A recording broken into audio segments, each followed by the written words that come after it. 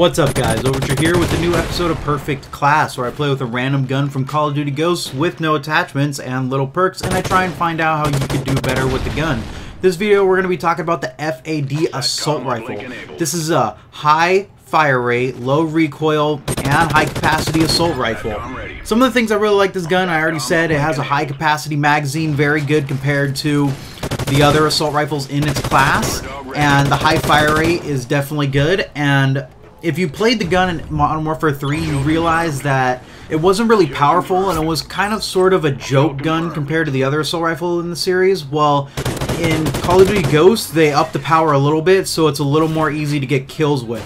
Some of the things I don't like about this gun is, again, the power is not as strong compared to the other assault rifles, but it still holds its weight a little bit. The other problem I seem to have with this gun is, with the high fire rate, it's tough to get kills at those medium to long ranges. The recoil tends to get away from you a little bit, but it's not too bad. But anyways, after playing around with this gun, this is the class that I would use. What I definitely recommend is the muzzle brake. I really like how the muzzle brake decreases the shots between getting kills, and you need it with this high fire rate gun with a little bit lower damage to kind of close the gap between the other assault rifles. And I like running grip. It's like my favorite attachment. I run it on almost every gun because I like decreasing the recoil. As for the perks, I need quick draw and ready up. That's like my two staples right there.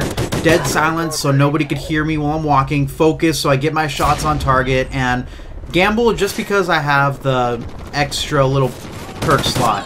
And for lethal, I always run the IED with assault rifles because I like to kind of perch up in a spot, and I like to keep my back guarded while I'm protecting a certain area.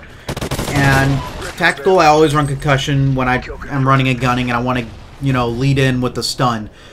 But as for tips for playing around with this gun, it's really good at running gunning. It's kind of feels like a submachine gun in that sense, to where it has a high fire rate and you can get those close quarter kills pretty easily, and quick draw does help with that really well. Another tactic I like to use with assault rifles in general is I kind of like to hold part of the map. I like to sit in a spot and make sure that no enemies are getting to and from other sides of the map from where I'm at.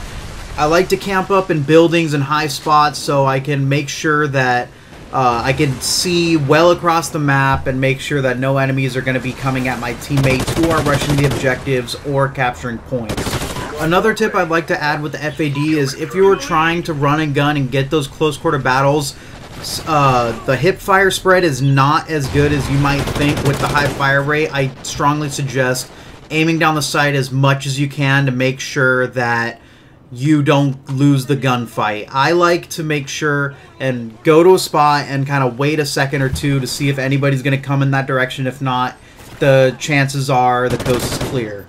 Another thing I want to talk about is the iron sights of this gun. A lot of people don't like it with the circle, but I actually find it's pretty open, and the little needle thing, it's kind of easy to aim.